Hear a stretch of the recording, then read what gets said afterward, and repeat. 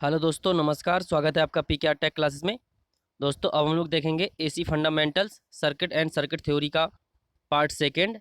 ठीक है, तो जिसने भी अगर पार्ट वन नहीं देखा है तो वो हमारे चैनल पीके टेक क्लासेस में जाके उसे देख सकता है, और जिसने अभी सब्सक्राइब नहीं किया है तो वो चैनल को सब्सक्राइब कर ले। ठीक दोस्तों, तो बढ़ते हैं ऑब्जेक्टिव एमसीक्यूज़ की ओर। ठीक दोस्तों, तो ये आर के राजपूत बुक एमसीक्यूज़ की सीरीज में एसी फंडामेंटल्स का अगला चैप्टर है। तो और क्वेश्चन से पहले आप लोगों से एक रिक्वेस्ट है कि वीडियो को अंत तक जरूर देखिएगा, आपके लिए काफ़ी हेल्पफुल रहेगा। और आने वाले जो एग्जाम्स हैं, एसएससी जेई का हो गया, पीसीएल जेई यूपीआरबी जेई, किसी भी एग्जाम के लिए, टेक्निकल एग्जाम में ये आर के राजपूत के जो एमसीक्यूज़ होते हैं काफ़ी इंपॉर्टेंट होते हैं, काफ़ी आते हैं। ठीक है, तो देखते हैं हम लोग 51 क्वेश्चन से। तो क्या कह रहा है पहला क्वेश्चन कि power factor of the following circuit will B zero. मतलब इनमें से जो दिए गए सर्किट दिए गए हैं, resistive circuit, inductive circuit, capacitance circuit, इन सब में से किस सर्किट का पावर फैक्टर जीरो होता है। तो पावर फैक्टर जीरो कब होगा? जब दोस्तों वोल्टेज एंड करंट के बीच का जो एंगल होगा वो 90 डिग्री होगा। मतलब या तो करंट जो हो 90 डिग्री लीड करे या लैग करे। तो हम लोग देखेंगे कि जो रजिस्टिव सर्किट होता है उसमें जो करंट एंड वोल्टेज होता है वो एक ही फेज में होते हैं, तो इनके बीच का जो फेज डिफरेंस होता है वो होता है 0 डिग्री।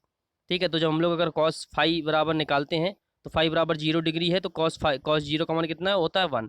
तो रजिस्टिव सर्किट का तो जो पावर फैक्टर होता है वो होता है दोस्तों यूनिटी। एंड जो इंडक्टिव सर्किट होता है, इंडक्टेंस एंड कैपेसिटेंस हो गया, तो इंडक्टेंस में जो करंट होती है वो 90 डिग्री लैग करती है। ठीक है, एंड जो कैपेसिटेंस होता है, तो कैपेसिटेंस में क्या होता है दोस्तों, जो करंट होती है वो 90 डिग्री लीड करती है। ठीक है, तो इस तरह से जो capacitive circuit and inductive circuit में जो एंगल होता है वोल्टेज एंड करंट के बीच का वो होता है दोस्तों 90 डिग्री। तो कॉज हम लोग जब फाई निकालते हैं पावर फैक्टर, तो कॉज 90 का मान कितना होता है दोस्तों? ये होता है जीरो। ठीक है, तो जो inductive circuit and capacitive circuit होंगे उनका जो पावर फैक्टर होगा वो होगा जीरो, बोथ बी एंड सी। अगला question, power factor for the following circuit will B unity. तो अब इनमें से पूछ रहा है कि किस सर्किट का पावर फैक्टर यूनिटी होगा। तो अभी बात की है दोस्तों, रजिस्टिव सर्किट का जो पावर फैक्टर होता है वो यूनिटी होता है। अगला question, power factor of the system is kept high. तो मतलब पावर फैक्टर अगर सिस्टम का हाई हो तो क्या होगा? तो हम लोग जानते हैं दोस्तों, जब पावर फैक्टर हाई होता है जो उसके लॉसेस होते हैं वो रिड्यूस हो जाते हैं। ठीक है, लॉसेस कम होते हैं। To maximise the utilisation of the capacities of generators, lines and transformers. तो जो generator and line and transformer की जो कैपेसिटीज़ होती हैं उनको मैक्सिमाइज करने का, यूटिलाइज करने का मौका हो जाता है। ठीक है, जब पावर फैक्टर अगर हाई होता है।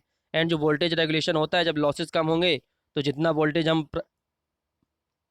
प्राइमरी साइड से देंगे, मतलब सेंडिंग एंड से जितना वोल्टेज देंगे उतना ही हमें रिसीविंग एंड में प्राप्त होगा।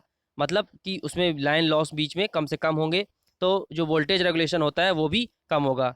ठीक है, वी एस माइनस जो वी आर होता है वोल्टेज रेगुलेशन, वो भी कम से कम होगा due to all of reasons. तो ये सारे के सारे रीजन होते हैं, जो एक पावर फैक्टर अगर अच्छा हो तो ये सारे के सारे रीजन होते हैं। ठीक है, और वोल्टेज रेगुलेशन का मान जितना कम से कम हो उतना ही बेहतर होता है। ठीक है दोस्तों, अगला question, the time constant of the capacitance circuit is defined as the time during which voltage. जो टाइम कांस्टेंट होता है कैपेसिटिव सर्किट का, वो कैसे डिफाइन किया जाता है? ड्यूरिंग चार्जिंग कंडीशन में जब वोल्टेज, तो जो टाइम कांस्टेंट होता है दोस्तों कैपेसिटिव सर्किट का वो क्या होता है? हम लोग जानते हैं कि लैम्डा बराबर होता है आर सी। तो ये क्या होता है कि जो टाइम कांस्टेंट डिफाइन किया जाता है तो ये किया जाता है दोस्तों कि जो वोल्टेज होता है प्लेटों के अक्रॉस, वो क्या वी सी बराबर कितना हो जाए? वो हो जाए 0.632 गुना हो जाए सप्लाई वोल्टेज के। तो वो उसका वन टाइम कांस्टेंट कहलाता है। ठीक है, तो क्या होता है ये 0.632, तो इसको हम लोग कह सकते हैं कि rises 63.2% of final study value. ठीक है, तो जो टाइम कांस्टेंट होगा लैम्डा बराबर आर सी होगा, वो 63.2% of its final study value. ठीक है, तो ये वन टाइम कांस्टेंट होता है equivalent of the after which the voltage across the plate of capacitor becomes 63.2% of apply voltage, या 0.632 times of applied voltage during charging. ठीक है, ये होता है इसका वन टाइम कांस्टेंट या टाइम कांस्टेंट। ठीक है, अगला question, in the R L C containing R equal to 4.5 ohm, L बराबर 0.06 हेनरी, सी बराबर 0.6 microfarad, the power factor will be. तो यहाँ पे देखेंगे दोस्तों एल और सी के मान और आर के मान दिए हैं। तो यहाँ एल का मान दिया है तो हम लोग एक्सएल का मान निकालेंगे, क्या होता है 2 पाई एफ एल। ठीक है, तो ये क्या हो जाएगा 2 पाई एफ एल का मान कितना है दोस्तों? 0.06। तो इसको हम लोग लिखेंगे 6 का गुणा अगर 2 में कर देंगे तो ये हो जाएगा 12 pi F into 10 to the power minus के 2, दो अंक बाद दशमलव, इसको हम लोग जब यहाँ निकालेंगे राइट साइड से आगे करेंगे तो ये हो जाएगा 10⁻²। ठीक है, एक्सएल का मान आ गया 12 पाई एफ इंटू 10⁻²। अब एक्स सी का मान निकालेंगे तो एक्स सी बराबर क्या हो जाएगा 1/2 पाई एफ सी। तो सी का मान दिया है 0.6 माइक्रोफेरेड, तो माइक्रोफेरेड को फेरेड में बदलेंगे 10⁻6 रहेगा, 10⁻6 चला जाएगा ऊपर, तो हो जाएगा प्लस का 10⁻6। ठीक है, जब इसको हम लोग ये गुणा करेंगे तो कितना आ जाएगा, ये एक्स सी बराबर हो जाएगा, एक अंक बाद दशमलव, एक दशमलव हटाएंगे, जीरो और बढ़ जाएगी ऊपर, तो हो जाएगा 10⁻7/12 पाई एफ। ठीक है, तो अब यहाँ हम लोग देखेंगे कि जो एक्स सी का मान है वो बहुत ज़्यादा है एक्सएल से। ठीक है, जो एक्स सी का मान है वो 10⁻7 के गुणज में है, एंड जो एक्सएल का मान है वो 10⁻2 के गुणज में है, तो ये बहुत ही कम है, जो एक्स सी का मान ज़्यादा है। तो जब अगर एक्स सी का मान एक्सएल से ज़्यादा होता है तो जो पावर फैक्टर होता है कॉस थीटा वो किस तरह का होता है, तो वो होता है दोस्तों लीडिंग। ठीक है, अगर यहीं पे एक्सएल का मान अगर ज़्यादा होता है तो जो पावर फैक्टर होगा वो लैगिंग, अगर एक्सएल बराबर एक्स सी होता है तो पावर फैक्टर कैसा होता है, यूनिटी। ठीक है, क्योंकि दोनों बराबर हो जाते हैं और जो सर्किट होता है वो रजिस्टिव की तरह कार्य करता है। ठीक है, तो यहाँ पे क्या होगा, ये हो जाएगा लीडिंग। अगला question, in A loss free RLC circuit the transient current is. तो अब अगर जो आरएलसी सर्किट है वो लॉस फ्री है, उसमें कोई लॉसेस नहीं है, तो जो ट्रांजिएंट करंट होगी, जो उसकी वेव शेप होगी वो होगी साइनोसॉइडल। ठीक है, अगला question, the square wave of current has flowing relation between RMS value and average value. तो जो स्क्वायर वेव होती है इस तरह की, तो उसकी जो आरएमएस वैल्यू और एवरेज वैल्यू होती है वो दोनों इक्वल होती हैं, I R M S equal to की आई एवरेज। ठीक है, तो R M S value is equal to average value. ठीक है, एंड इसका जो फॉर्म फैक्टर होता है उसका मान 1 होता है। ठीक है, क्योंकि जो R M S and average value है दोनों सेम रहेगी, तो फॉर्म फैक्टर बराबर क्या होता है दोस्तों, R M S upon average, तो ये हो जाता है 1। ठीक है, इसी तरह से अगला question, the double energy transient acres in the.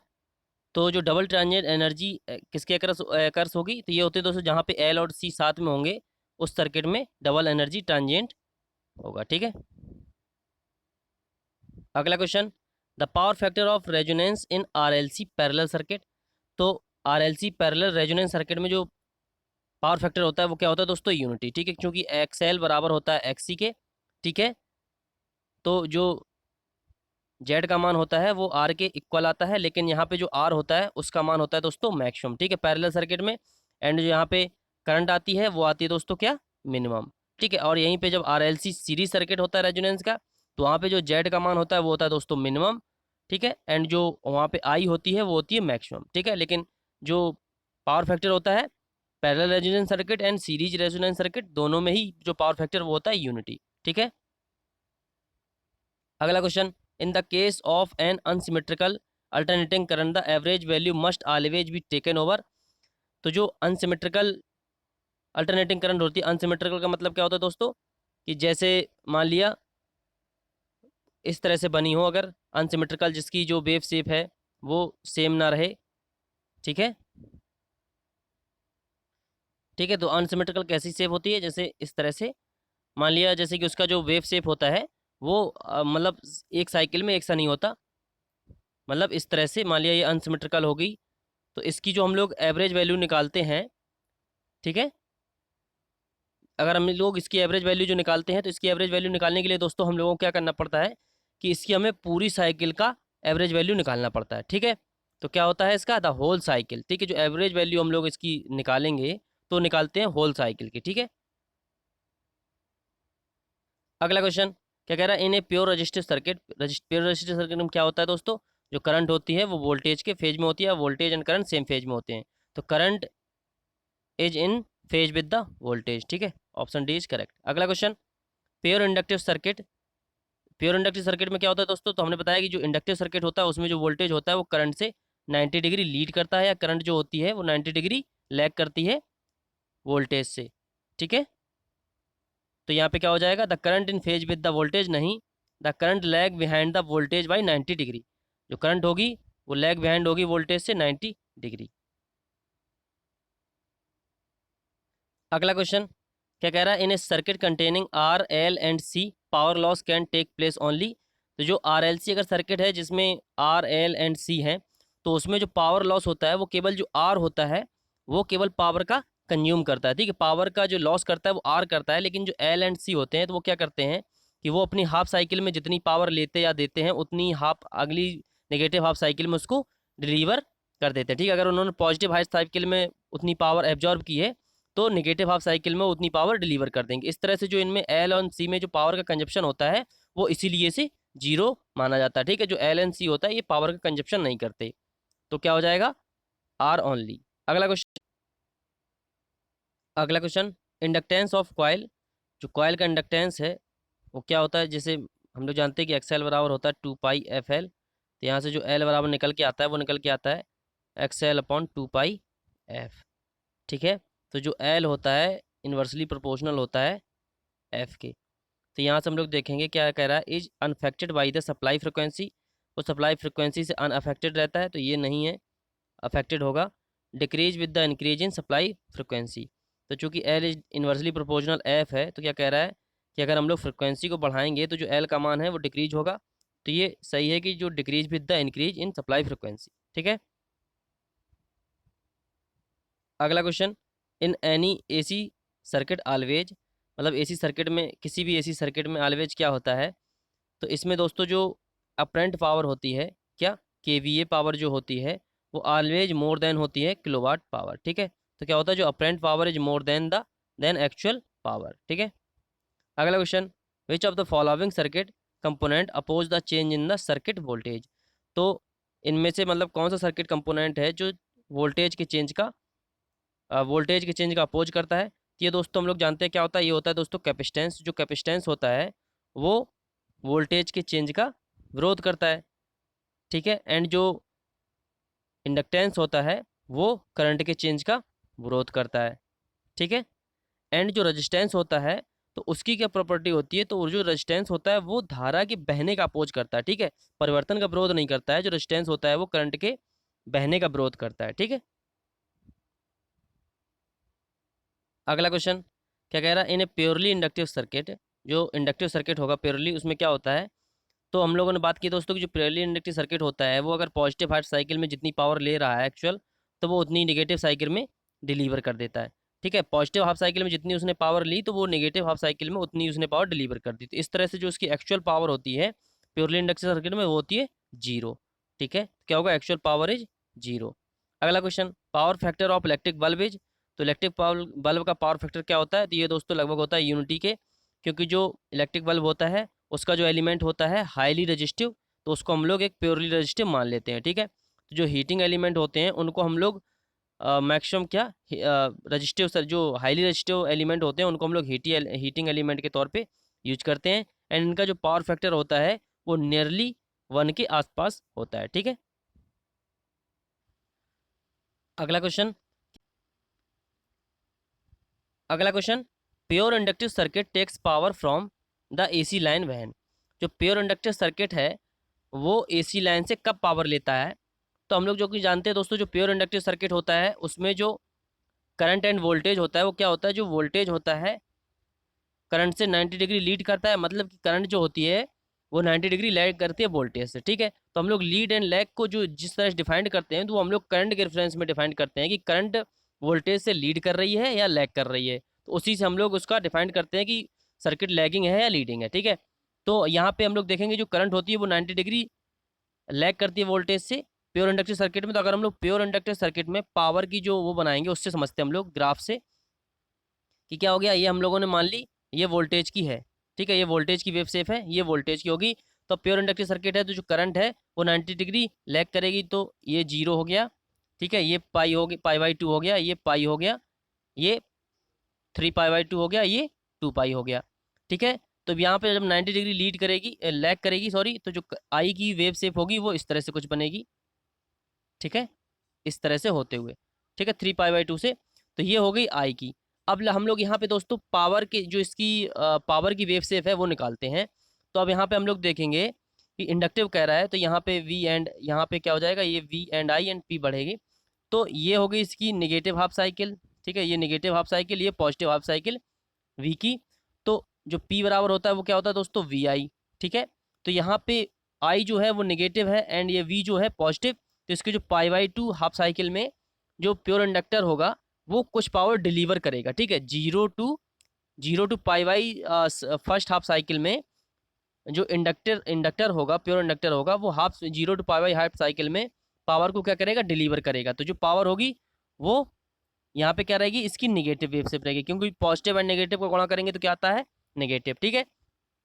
अब यहाँ देखेंगे हम लोग इस साइकिल में, तो यहाँ इस half pi by to cycle में, तो ये जो करंट का मान है, करंट का मान भी पॉजिटिव है, एंड जो वोल्टेज वेव शेप का मान है ये भी पॉजिटिव है, ठीक है दोस्तों। ये पॉजिटिव पॉजिटिव, ये क्या हो जाएंगे, यहाँ पे भी जो इंटू आएगा पॉजिटिव इंटू पॉजिटिव का, तो वो होगा पॉजिटिव। तो जो जो पाई बाई टू माइनस पाई के बीच में, इस दर पे पाई बाई टू माइनस पाई के बीच में जो इसका पावर होगा कंजप्शन इंडक्टर का, वो क्या होगा दोस्तों, पॉजिटिव, ठीक है। तो पॉजिटिव का मतलब क्या है कि वो पावर ले रहा है। तो यहाँ पे यही पूछ रहा है कि जो इंडक्टिव सर्किट है वो एसी लाइन से कब पावर लेगा। तो यहाँ पे हम लोग देख रहे हैं कि इस जगह पे कि जो ये पावर है वो कब ले रहा है, कि जब करंट का मान है, करंट का मान बढ़ रहा है, ठीक है, वोल्ट मतलब करंट का मान इंक्रीज हो रहा है, लेकिन जो वोल्टेज का मान है वो मैक्सिमम वैल्यू से डिक्रीज हो रहा है, ठीक है, हाफ पॉजिटिव हाफ साइकिल में। तो करंट इंक्रीजेज एंड वोल्टेज जो है वो डिक्रीजेज। तो यहाँ पे हम लोग ऑप्शन देखें क्या कह रहा है कि applied voltage decreased but current increases, तभी हम लोगों का जो प्योर इंडक्टिव सर्किट है वो कुछ पावर लेगा, ठीक है। किस साइकिल में, pi by two to pi cycle में वो करंट को कुछ एब्जॉर्ब करेगा, ठीक है। अगला क्वेश्चन क्या कह रहा है, the time constant of an inductive circuit, inductive circuit का टाइम कांस्टेंट क्या होगा। तो इंडक्टिव सर्किट का टाइम कांस्टेंट होता है दोस्तों एल बाई आर, ठीक है, जो लैम्डा होता है वो एल बाई आर होता है। तो हम लोग ऑप्शन देखेंगे क्या कह रहा है, पहला increases with increase of inductance and decrease of resistance. तो बिल्कुल सही दोस्तों, ऑप्शन ए इज करेक्ट है कि अगर हम लोग जो टाइम कांस्टेंट है, अगर एल का मान बढ़ाएंगे एंड आर का मान डिक्रीज करेंगे, तो जो लैम्डा का मान है वो इंक्रीजेज होगा, ठीक है।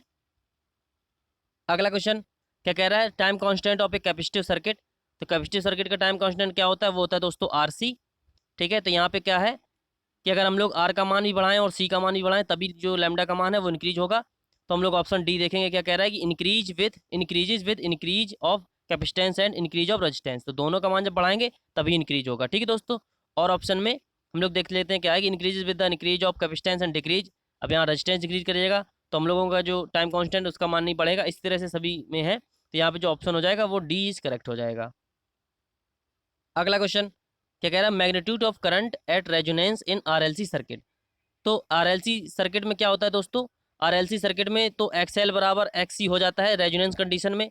तो जो सर्किट का मैग्नीट्यूड, जो करंट का मैग्नीट्यूड होता है वो ओनली डिपेंड करता है फिर दोस्तों आर के मैग्नीट्यूड पर, ठीक है। तो जो आई होती है वो डायरेक्टली मतलब वी अपॉन क्या हो जाता है, वी अपॉन जेड होता है किसी भी आरएलसी सर्किट में, जब एक्सएल और एक्सी होता है। तो लेकिन जब जेड बराबर क्या हो जाता है, यहाँ पे जेड बराबर हो जाता है आर के, ठीक है। जो यहाँ पे जेड का मान होता है वो होता है मिनिमम। जब किसी भी संख्या में मिनिमम से भाग देंगे तो जो उसका मान आएगा वो आता है मैक्सिमम। तो जो करंट का मान होता है, जो करंट का मैग्नीट्यूड होता है वो डिपेंड करता है आर के मैग्नीट्यूड पे, क्योंकि जो जेड होता है वो आर के इक्वल होता है, ठीक है, रेजोनेंस कंडीशन में। इसलिए यहाँ पे जो करंट का मान है वो डिपेंड करेगा सिर्फ मैग्नीट्यूड ऑफ आर पर। अगला क्वेश्चन पावर अगला क्वेश्चन क्या कह रहा है, power factor of magnetising component of current of a transformer is. तो जो ट्रांसफार्मर का मैग्नेटाइजिंग कंपोनेंट होता है करंट का, उसका पावर फैक्टर क्या होता है। तो जो मैग्नेटाइजिंग कंपोनेंट होता है वो दोस्तों क्या होता है, वो होता है दोस्तों I mu I nought sine phi nought, ठीक है। तो जो ट्रांसफार्मर में हम लोग अगर नो लोड करेक्टरिस्टिक्स बनाएं, उसकी नो लोड करेक्टरिस्टिक्स बनाते हैं जब, तो यहाँ पे जो फाई एम को हम लोग रेफरेंस लेते हैं, क्योंकि फाई एम से ही वोल्टेज जनरेट होता है, ठीक है। जो जिससे जो चीज़ बनाई जाती है उसी से हम लोग लेते हैं, उसी को रेफरेंस लेते हैं जो सभी में कांस्टेंट रहती है। तो फाई एम यहाँ पे लेंगे, एंड जो यहाँ पे क्या होता है E2 E1 सेम फेज में होते हैं, ठीक है, क्योंकि ये दोनों एक ही फ्लक्स से जनरेट किए जाते हैं। एंड जो V1 होता है वो 90 डिग्री लीड करता है फाई एम से, ठीक है, क्योंकि V1 द्वारा फाई एम जनरेट किया जाता है, ठीक है। एंड यहाँ पे जो आई ओमेगा होता है ये होता है एक्टिव कंपोनेंट, जो आई नॉट कॉस फाई नॉट होता है। तो ये वोल्टेज के फेज में, यहाँ पे हम लोग वोल्टेज के रेफरेंस से लेते हैं कि जो voltage and I not component होता है उस वो दोनों सेम फेज में होते हैं। तो इसका जो पावर फैक्टर होता है वो होता है दोस्तों यूनिटी, ठीक है, क्योंकि ये सेम फेज में होता है, इनके बीच का जो एंगल होता है वो होता है जीरो, ठीक है। एंड यहाँ पे हम लोग जब इसका ये आई नॉट निकल के आती है इसका फेजर रेफरेंस से, यहाँ पे जो आई म्यू होता है ये फाई एम के फेज में होता है। तो आई म्यू बराबर होता है आई नॉट साइन फाई नॉट। तो ये जो रिएक्टिव कंपोनेंट होता है, वाटलेस कंपोनेंट होता है, तो इसका जो वी के साथ एंगल होता है वो 90 डिग्री बनता है, ठीक है, 90 डिग्री लैग करता है वी से। आई म्यू, तो यहाँ से जो आई म्यू 90 डिग्री लैग करता है, तो जो एंगल होता है वो 90 डिग्री होता है, तो इसका जो पावर फैक्टर होता है cos phi naught, cos phi naught ये कितना आएगा 90, कॉज फाई 90 का मान कितना होता है दोस्तों, तो होता है 0। तो जो आई म्यू होता है उसका जो पावर फैक्टर होता है वो होता है 0। ठीक है, अगला question, physical quantities of resistance, inductance and capacitance are represented by R, L and C respectively. ठीक है, तो the combination which have dimensions of frequency are, तो जो कॉम्बिनेशन होगा फ्रिक्वेंसी के लिए डायमेंशंस का वो क्या होगा, तो होता है दोस्तों क्या, 1 के अंडर रूल एल सी। ठीक है, अगला question, in R L C series resonant circuit magnitude of resonance frequency can be changed by changing the value of. तो R L C series circuit में, रेजोनेंस सीरीज सर्किट में जो frequency होती है F R resonance frequency, वो होती है 1/2 pi under root L C. ठीक है, तो यहाँ पे जो रेजोनेंस फ्रिक्वेंसी का अगर मान चेंज होगा उसका, तो कैसे होगा, उसकी वैल्यू चेंज हो सकती है एल और सी को चेंज करने पर। ठीक है, अगला क्वेश्चन क्या कह रहा है, in a series L C circuit at the resonance frequency the, तो जो एक सीरीज एल सी सर्किट है रेजोनेंस कंडीशन में, उसमें क्या होता है दोस्तों, सीरीज सर्किट में हम लोग जानते हैं जो आई करंट होती है उसका मान मैक्सिमम होता है, एंड जो इम्पीडेंस जेड होता है वो मिनिमम होता है। ठीक है, तो करंट इज मैक्सिमम। अगला question, in a R L C series circuit if voltage V across the circuit is reduce to half the current I will change to. R L C series circuit है, ठीक है, अगर उसमें जो voltage है अगर हम लोग उसको रिड्यूस कर दें हाफ टाइम पर, तो जो करंट होगी वो क्या होगी, तो चूंकि वी बराबर क्या होता है आई आर, यहाँ से आई बराबर क्या हो जाएगा वी अपॉन आर। ठीक है, तो जो आई बराबर हम लोग निकालेंगे, ठीक है सॉरी, वी बराबर आई जेड होता है, R L C series circuit है, वी बराबर आई जेड, तो वी अपॉन जेड। तो अगर हम लोग वोल्टेज को क्या कह रहा है वो आधा कर दे, वी बाई 2 कर देगा, तो जो करंट का मान होगा वो भी आधा हो जाएगा।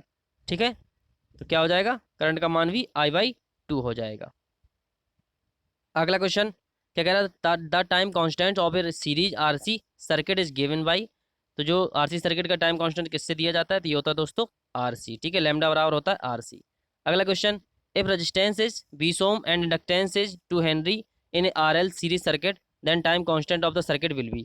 तो आर एल सर्किट का टाइम कांस्टेंट क्या होता है, वो होता है दोस्तों एल बाई आर। ठीक है, एल का मान है 2 हेनरी एंड आर का मान है 20, तो ये आ जाएगा दोस्तों क्या 0.1 सेकेंड। ठीक है, टाइम कांस्टेंट आ जाएगा 0.1 सेकेंड। अगला क्वेश्चन, अगला क्वेश्चन क्या कह रहा है, विच of the following coil will have large resonant frequency, मतलब कौन सी कॉइल होगी जिसकी रेजोनेंट फ्रिक्वेंसी लार्ज होगी। तो रेजोनेंट फ्रिक्वेंसी कब लार्ज होगी, तो क्या होगा, तो जब अगर उसका जो लार्ज रेजोनेंट फ्रिक्वेंसी किसी कॉइल की कब होगी, तो होगी दोस्तों जब एक coil with large distributed capacitance. ठीक है, एक कॉइल का जो कैपेसिटेंस होगा डिस्ट्रीब्यूटेड वो लार्ज होगा। अगला क्वेश्चन क्या कह रहा है, if A sinusoidal wave has frequency of 50 hertz with 30 ampere RMS current, which of the following equation represents this wave. ठीक है, तो इसकी जो वेव की इक्वेशन होगी वो कैसी रिप्रेजेंट होगी, जो इंस्टेंटेनियस करंट की जो इक्वेशन निकलेगी तो वो क्या होती है दोस्तों, वो होती है I M sine 2 pi F T या ओमेगा टी। तो यहाँ से हम लोग आई एम मान निकालें, आर एम एस वैल्यू दी है, तो यहाँ से आई आर एम एस बराबर क्या होता है दोस्तों, वो होता है आई एम बाई √2। तो यहाँ से आई एम बराबर आई आर एम एस दिए 30 इंटू √2 का मान 1.414। ठीक है, तो यहाँ पे हम लोग जब इंटू करेंगे गुणा करेंगे तो ये 14×3 = 42, 14×3 = 42 एंड एक जीरो, तो 3 अंक बाद दशमलव लगेगा, तो ये हो जाएगा 42.42। ठीक है, तो जो आई एम का मान आ जाएगा वो आ जाएगा दोस्तों 42.42। ठीक है, तो ऑप्शन देखेंगे 42.42 इसी में दिया है। एंड जो 314T है ये कैसे आएगा, 2 पाई एफ टी का मान निकालेंगे अगर हम लोग, तो ये आ जाएगा 2 पाई का मान कितना हो जाएगा 3.14 इंटू एफ का मान 50 इंटू टी। ठीक है, तो 314, 50 और 2 50 दूनी 100, 100 का गुणा अगर 314 में करेंगे दशमलव 2 अंक बाद, तो कितना हो जाएगा, ये 314 ही आएगा, 2 अंक बाद दशमलव लग जाएगी, 2 जीरो हट जाएगी। ठीक है, तो 314T आ जाएगा। तो इस तरह से जो इक्वेशन आएगी वो आएगी 42.42 साइन 314T।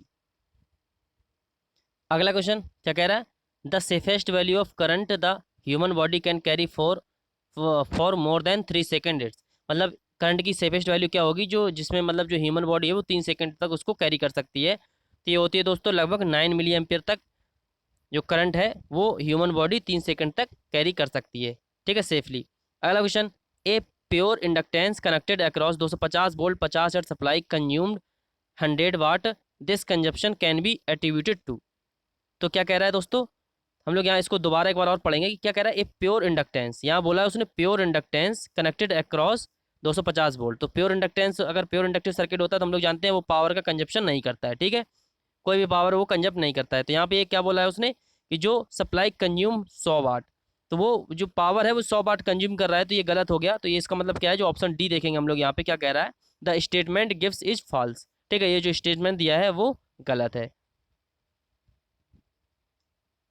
अगला question, the input of N AC circuit having power factor of 0.8 lagging is 40 kVA, the power drawn by the circuit is, तो वो एक्टिव पावर पूछ रहा है।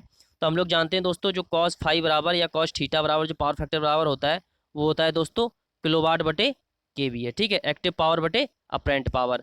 तो कॉस फाई का मान दिया 0.8 लीडिंग, ठीक है, लीडिंग सर्किट होगा, इंडक्टिव सर्किट होगा, किलोवाट निकालना है हम लोगों को, एंड केवीए दिया है 40 केवीए। तो यहाँ से जो किलोवाट निकल के आएगा वो हो जाएगा 40 से गुणा 0.8 में करेंगे तो कितना हो जाएगा, 8 चौको 32, मतलब 320, एक अंक बाद दशमलव लगाएंगे तो ये हो जाएगा 32 किलोवाट, ठीक है। तो जो इसकी पावर ड्रॉन होगी वो हो जाएगी दोस्तों 32 किलोवाट।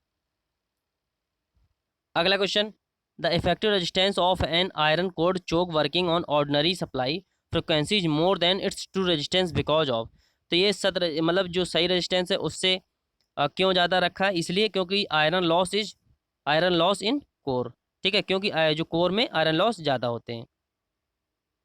अगला क्वेश्चन क्या कह रहा है, इन an AC circuit A low value of KVR compared with kilowatt indicates, ठीक है, तो अगर एक एसी सर्किट है उसमें केवीआर की वैल्यू अगर लो है किलोवाट से, ठीक है, किलोवाट की अपेक्षा जो केवीआर रिएक्टिव कंपोनेंट की जो वैल्यू कम है तो क्या होगा, तो दोस्तों जब रिएक्टिव कंपोनेंट की वैल्यू कम से कम होती है तो वहाँ पे जो पावर फैक्टर होता है वो हाई होता है, ठीक है, क्योंकि जो वहाँ पे जो सर्किट होगा वो थोड़ा थोड़ा इन रजिस्टिव की ओर होगा, उसमें जो रिएक्टिव पावर होगी उसका मान कम से कम होगा, ठीक है। तो इसलिए हम लोग जो और हाई पावर फैक्टर के लिए इसलिए हम लोग पावर फैक्टर करेक्शन करते हैं कि जो रिएक्टिव कंपोनेंट होता है उसको कम करने के लिए हम लोग कैपेसिटर्स या सिंक्रोनस जनरेटर्स इन सब का यूज करते हैं, ठीक है, सिंक्रोनस मोटर का, सॉरी। अगला question, in AC circuits laminated iron is invariably used in order to, AC circuit में हम लोग लेमिनेटेड आयरन यूज करते हैं, वो इनवेरिएबली किसके लिए यूज करते हैं, किसके लिए, तो ये होता है दोस्तों रिड्यूज ईडी करंट लॉस, ठीक है, ईडी करंट को कम करने के लिए हम लोग लेमिनेटेड आयरन यूज करते हैं, ठीक है। अगला question, the ratio of active power to apparent power is known as, तो अभी हम लोगों ने पिछले क्वेश्चन में बात की कि जो पावर फैक्टर होता है कॉस फाइव वो होता है क्या, किलोवाट बटे केवीए, ठीक है, तो kilowatt active upon apparent, kVA होता है अपरेंट पावर, तो active power to apparent power ये होता है दोस्तों पावर फैक्टर।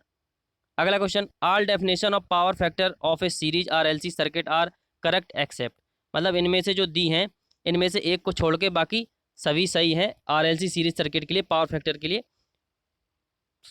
तो जो पावर फैक्टर होता है वो क्या होता है दोस्तों, जो पावर फैक्टर होता है कॉस फाई वो होता है दोस्तों किलोवाट बटे केवीए, ठीक है, एंड पावर फैक्टर होता है जो कॉस फाई वो होता है दोस्तों ratio of R by Z, ठीक है, एंड यहाँ पे एक और दिया है रेशियो, अगर केवीए और मतलब किलोवाट बटे केवीए की जगह वाट बटे वीए करेंगे तब भी हम लोगों का पावर फैक्टर होगा।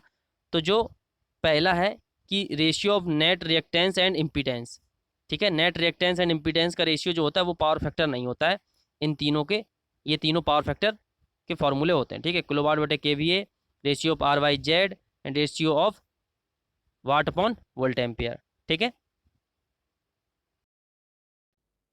अगला question, the apparent power drawn by a an AC circuit is 10 kVA and active power is 8 kilowatt, the reactive power in the circuit is, तो एक जो एसी सर्किट है उसमें 10 kVA एंड जो एक्टिव पावर है वो 8 किलोवाट है, ठीक है, रिएक्टिव पावर 10 kVA एंड जो एक्टिव पावर वो 8 किलोवाट है, तो केवीआर पावर पूछ रहा है। तो हम लोग जानते हैं कि केवीए बराबर होता है अंडर रूल के अंदर किलोवाट का स्क्वायर प्लस केवीएआर का स्क्वायर, मतलब एक्टिव पावर का स्क्वायर प्लस अपरेंट पावर का स्क्वायर। तो यहाँ से हम लोग केवीएआर बराबर अगर निकालेंगे तो ये हो जाएगा अंडर रूल के अंदर क्या हो जाएगा, केवीए का स्क्वायर माइनस किलोवाट का स्क्वायर, ठीक है। तो यहाँ से हम लोग केवीए का मान कितना है 10, तो अंडर रूल के अंदर 10 का स्क्वायर करेंगे 100 माइनस एक्टिव पावर कितनी है 8 किलोवाट, 8 का स्क्वायर करेंगे 64, तो अंडर रूल के अंदर कितना आ जाएगा दोस्तों, ये आ जाएगा 36, के वी आर बराबर आ जाएगा अंडर रूल 36, तो इसका कितना आ जाएगा 6 kVAR, ठीक है, जो अपरेंट पावर होगी वो कितनी होगी 6 kVAR। अगला question, the reactance offered by a capacitor to alternating current of frequency 50 hertz is 20 ohm. If the frequency is increase to 100 hertz तो रिएक्टेंस बिकम, तो चूंकि रिएक्टेंस बराबर हम लोग जानते हैं 1 के क्या होता है 2π/fc। यहाँ से जो फ्रिक्वेंसी के जो रिएक्टेंस होता है वो इन्वर्सली प्रोपोर्शनल होता है फ्रिक्वेंसी के। तो हम लोग जब इसको निकालेंगे कि XC1/XC2 करके, तो ये हो जाएगा F2/F1। इन्वर्सली होता है तो ये इन्वर्सली में रेशियो आएगा। तो XC1 का मान कितना है दोस्तों 20 ओम, XC2 पूछ रहा है, F2 दिया है 100 हर्ट्ज एंड ये F1 50 हर्ट्ज। तो ये हो जाएगा दोस्तों 2 एंड 20 कटेगा 2 से 10 बार, तो XC2 आएगा कितना 10 ओम। ठीक है,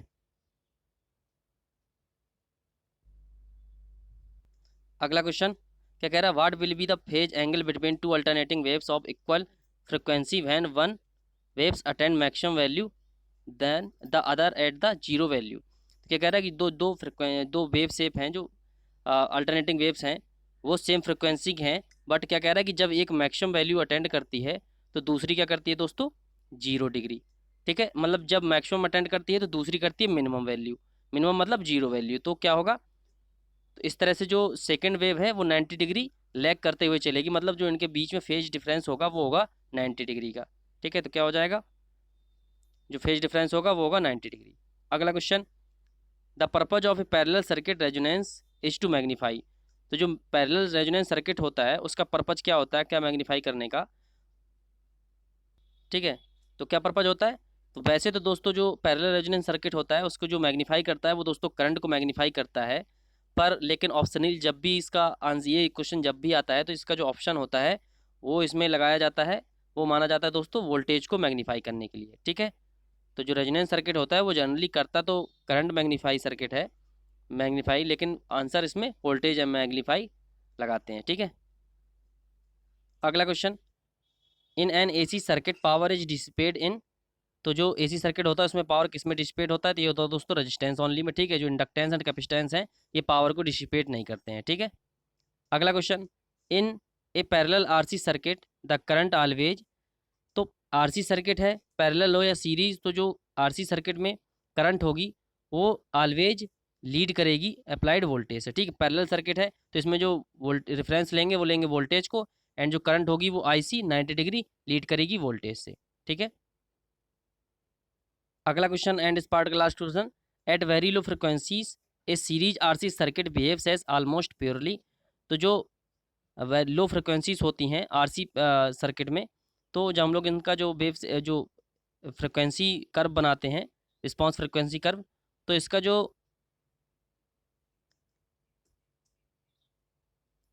एफ नॉट का मान होता है या एफ का मान जो होता है वो एफ नॉट से काफ़ी कम होता है, तो उस समय जो सर्किट होता है वो प्योरली कैसे वो बिहेव करता है, ऑलमोस्ट प्योरली कैपेसिटिव सर्किट की तरह। ठीक है, तो उसमें जो एफ का मान is less than F not होता है, तो वहाँ पे जो एक्स सी का मान होता है वो ग्रेटर देन एक्स एल काफ़ी ज़्यादा होता है, तो जो सर्किट होता है वो प्योरली कैपेसिटिव की तरह बिहेव करता है। ठीक दोस्तों,